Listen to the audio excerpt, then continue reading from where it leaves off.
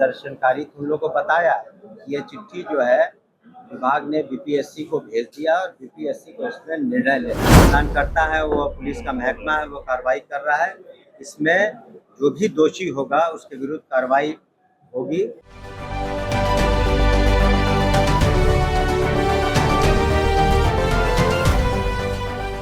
पटना में कल यानी कि मंगलवार को बीपीएससी टीआरई 3 के अभ्यर्थी मुख्यमंत्री नीतीश कुमार के आवास का घेराव कर प्रदर्शन किया। वे सप्लीमेंट्री रिजल्ट की मांग कर रहे थे। पुलिस ने छात्रों को वहां से हटने की चेतावनी दी, लेकिन बीपीएससी अभ्यर्थी सीएम आवास के बाहर से हटने के लिए तैयार नहीं थे, जिसके बाद पुलिस ने प्रदर्शनकारियों पर लाठीचार्ज किया, जिसमें कई अभ्यर्थी घायल हो गए। जिसके बाद आज यानी कि बुधवार को शिक्षा मंत्री सुनील कुमार का बड़ा बयान सामने आया है। साथ ही साथ उन्होंने ऑपरेशन सिंदूर को लेकर भी क्या कुछ कहा है, चलिए सुनते हैं। इसमें निर्णय मैंने पूर्व में भी हमारे ऑफिस में भी मेरे निवास पर भी वो लोग आए थे।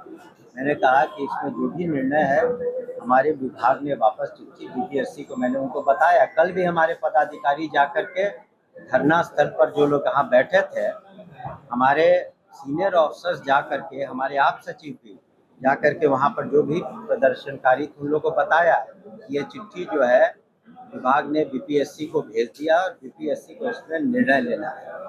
जब ये सारी बातें हो गई थी तो फिर किसी का घेराव करने का प्रश्न नहीं था।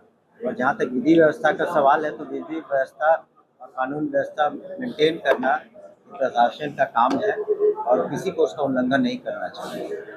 टीआरई 3 में जो शिक्षकों की नियुक्ति की गई है, उसमें शिक्षक संघ के नेता कह रहे हैं एक विद्यालय में एक विषय के 4 शिक्षक को बहाल किया गया। देखिए, ऐसा है कि उसका रैशनलाइजेशन हम लोग कर रहे हैं। अगर किसी एक विषय में अधिक से ज़्यादा शिक्षक हैं, कुल मिला के 76,000 स्कूल हैं, क्योंकि आप समझे कि 76,000 स्कूल हैं, करीब 5.5 लाख से करीब 6.5 लाख टीचर हैं।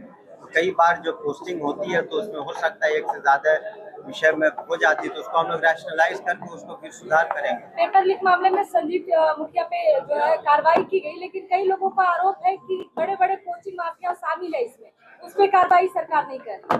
देखिए, इसमें पुलिस इन्वेस्टिगेशन हो रहा है और जो यहाँ एफआईआर हुआ है निष्पक्ष रूप से, स्वतंत्र रूप से, प्रभावी रूप से जो अनुसंधान करता है वो पुलिस का महकमा है, वो कार्रवाई कर रहा है। इसमें जो भी दोषी होगा उसके विरुद्ध कार्रवाई होगी।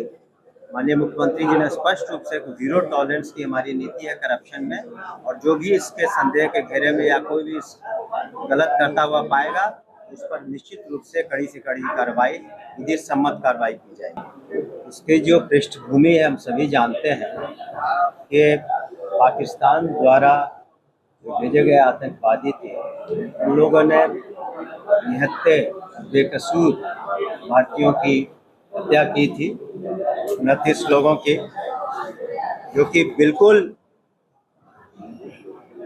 जिसकी सबों ने भर्त्सना की। उसके बाद माननीय प्रधानमंत्री जी ने स्पष्ट रूप से पूरे देश को अपने संदेश में कहा था कि जो क्रूरतापूर्वक और कायरतापूर्वक जो कार्रवाई पाकिस्तान द्वारा भेजे गए आतंकवादियों द्वारा किया गया था कश्मीर में, तो उसके बारे में हम लोग निश्चित रूप से रिस्पॉन्ड करेंगे। और भारत ने कल प्रधानमंत्री माननीय श्री नरेंद्र मोदी जी के अगुवाई में जो केंद्र की सरकार है, केंद्र सरकार ने निर्णय लिया कि वक्त कल देर रात 9 आतंकी ठिकानों पर भारत की भूमि से वहाँ अटैक किया गया, जिसमें ये सभी 9 आतंकवादी के जो ठिकाने हैं वो नष्ट हुए, बिल्कुल बर्बाद हो गए हैं। और वहाँ पर निश्चित रूप से कुछ आतंकियों के भी मारे जाने की खबर है और पूरा देश और हम सभी इसको स्वागत योग्य है कदम। तो सुना आपने शिक्षा मंत्री सुनील कुमार ने क्या कुछ कहा। बहरहाल आपकी इस खबर पर क्या राय है हमें कमेंट करके जरूर बताएं। वीडियो को लाइक करें, सब्सक्राइब करें। ऐसे ही तमाम खबरों के लिए देखते रहे स्वराज पोस्ट।